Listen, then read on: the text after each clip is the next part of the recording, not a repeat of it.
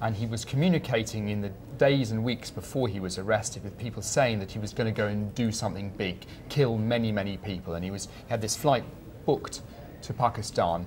It's not known whether the action he was hoping to carry out was going to be in Pakistan or Afghanistan or Waziristan, a particularly hot area of Pakistan. But the police are convinced that he was going out to commit acts of terrorism, probably against coalition forces in Afghanistan.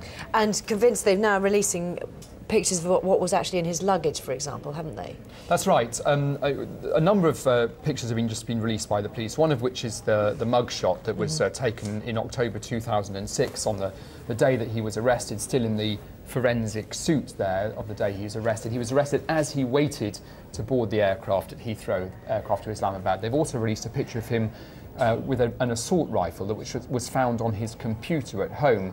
That is thought to be him somewhere at the time of his training. He's certainly, it's not likely to be in the UK. There are other photographs also of him carrying an assault rifle which don't appear to be within the UK, but it's claimed that shows his jihadi attitudes. The police also released pictures of some of the things that were found with him at the time of his arrest. He was carrying £9,000 in cash.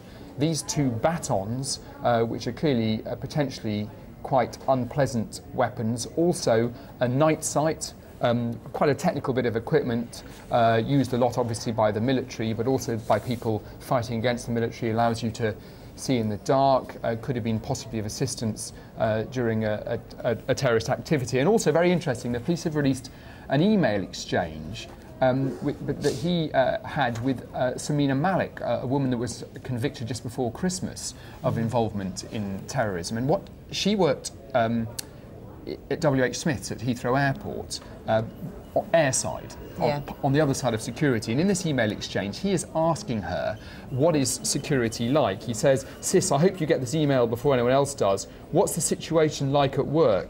Is the checking still very harsh, or have things cooled down a bit?" And her response to that, which she sends using her pseudonym Musab al-Gharib, which means a stranger awaiting martyrdom. In her response, she talks about the hand luggage searches still being quite strict, the way you still have to take your shoes off, but you still can't take liquids through, and also admits that she has now been sacked from her job for gross misconduct. And as we know from her trial, one of the things that she was doing was writing things about her dreams of jihad on the till roll at WH Smith's airside at Heathrow. So clearly a very concerning connection between someone who was flying through Heathrow with plans to carry out terrorist activities in Afghanistan or Pakistan, communicating with a woman who calls herself a lyrical terrorist who's working airside at Heathrow. And obviously he was arrested when he got to the airport. They had been following him for some time previous to that as well.